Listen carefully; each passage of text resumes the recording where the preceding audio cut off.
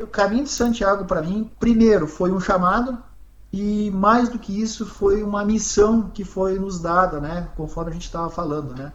De traduzir essa grande jornada, né?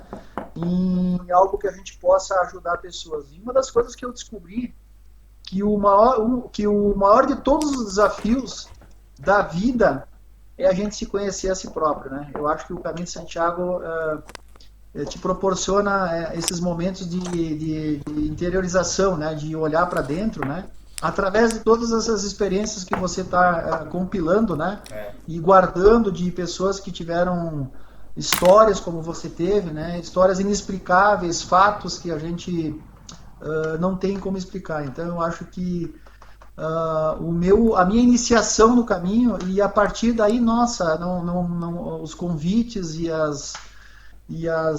os grupos de pessoas que se achegaram até nós foi algo fantástico, né? Então eu só tenho a agradecer ao nosso grande Santiago aí. Esta pessoa que está aqui, né? Esse grande, Mas não, esse é o cara, né? mira, mira. E ele tem história, eles têm muitas histórias, Ui, né? O Santiago ele tem várias versões, né? O é. Santiago Peregrino, Santiago Matamoros, enfim, a gente tem que ler bastante sobre ele, né? Esta pergunta é muito difícil. Mas agora vou-lhe pedir para ser breve. O que é o melhor do caminho de Santiago? O que é o melhor? É isso? É isso. Olha, isso é muito particular, É né? mesmo, é mesmo, é Eu mesmo. sempre digo que no trajeto que você escolher, que são aproximadamente 47 rotas, né?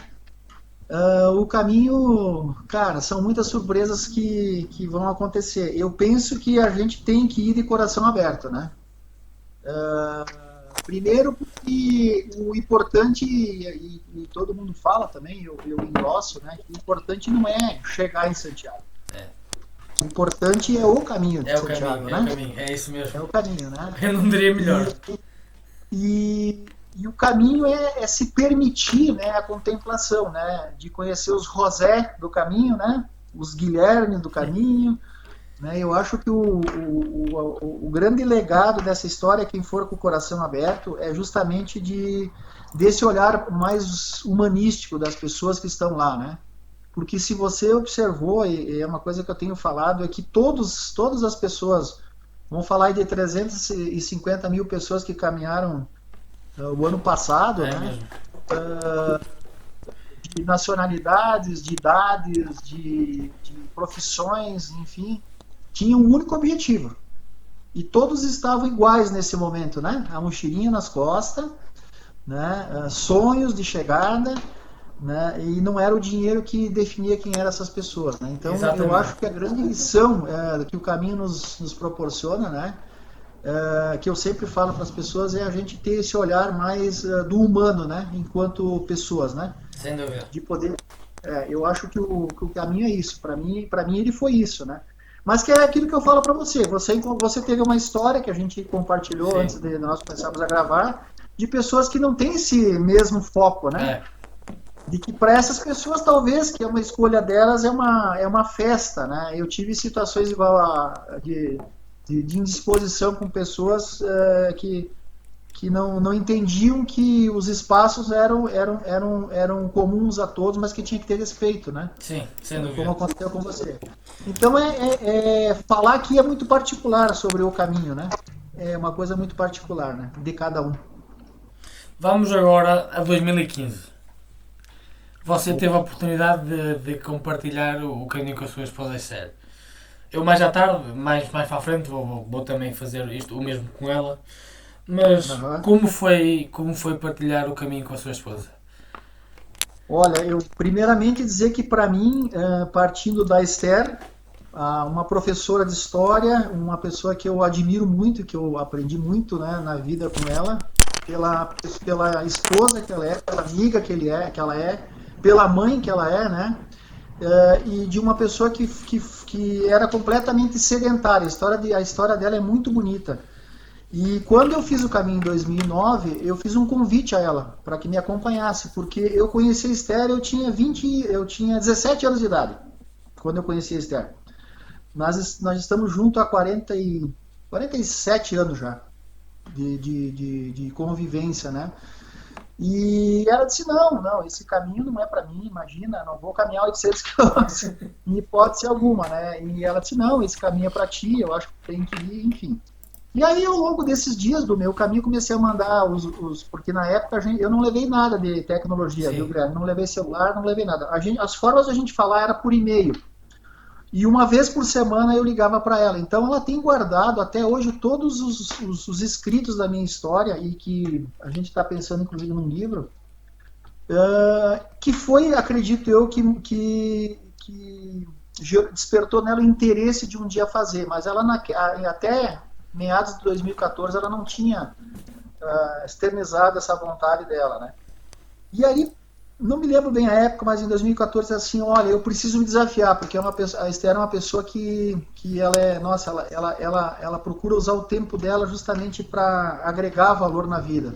E como ela queria conhecer o caminho pela história, né? Ela disse assim, vamos fazer o caminho de Santiago. Eu já estava com a mochila nas costas. Digo, então vamos lá.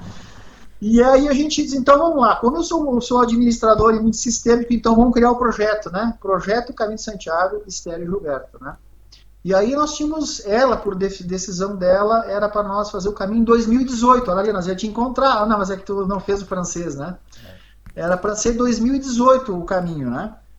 E eu digo, ok, então tá, vamos 2014, 2018, eu digo, então vamos começar a se preparar, já que, né, mochila e toda essa história, então eu comecei a colocar toda a minha experiência em prol dela, né. Então a gente começou a fazer isso e tanto é verdade por uma pessoa que jamais tinha feito um desafio e uma proposta de uma caminhada da tamanha magnitude, nós fizemos um caminho no Brasil chamado Caminho da Luz. É um caminho de 200 quilômetros no interior de Minas Gerais, que é um estado muito bacana, e o caminho terminaria no terceiro maior pico do Brasil, que é o Pico da Bandeira, 2.897 metros de altitude. Então a gente caminhava por praticamente esses dias pelos cafezais, enfim, e o último dia a gente parava numa cidadezinha chamada Alto Caparaó, e pernoitava ali e no dia seguinte subia esse monte aí, essa montanha. Então a Esther fez esse caminho, nós fizemos em dezembro, que era verão no Brasil, um calor de 40 graus, ela com a mochila nas costas, né? E aí a determinação, a vontade e o acreditar de que era possível, ela fez os 200 quilômetros sem nenhum tipo de problema. Então o caminho de Santiago para ela foi o grande desafio, mas eu era convidado. Então algumas pessoas me perguntam sempre como é fazer o caminho sozinho e o caminho acompanhado. Digo, olha, são duas coisas diferentes, né? Eu fui convidado, tive a honra de ser convidado pela minha esposa, e o combinado era o seguinte, o caminho não era meu, era dela, né? E que eu iria respeitar o caminho dela, deixando ela encontrar setas, deixando ela ficar momentos sozinha. Então, ora eu estava na frente, ora eu estava atrás, e ora a gente encostava para discutir a relação. Para começar um pouquinho. Mas sempre muito, muito preocupado, Guilherme, com a questão saúde dela, né? Porque os primeiros dias são dias difíceis, né? Subindo os Pirineus franceses, né? A questão do fuso horário, do cansaço, da ansiedade, né? E um pouco de medo, né? Em função do primeiro dia, né? Mas ela foi muito bem, sabe? Ela encarou todos os desafios dela, furou as bolhas dela, em momento algum desistiu. E aqui não desmerecendo essa questão que hoje eu digo que o Caminho de Santiago, para mim, Caminho de Santiago é mochila nas costas, pé na estrada e chegando a Santiago sem pegar carona, enfim, seguindo todo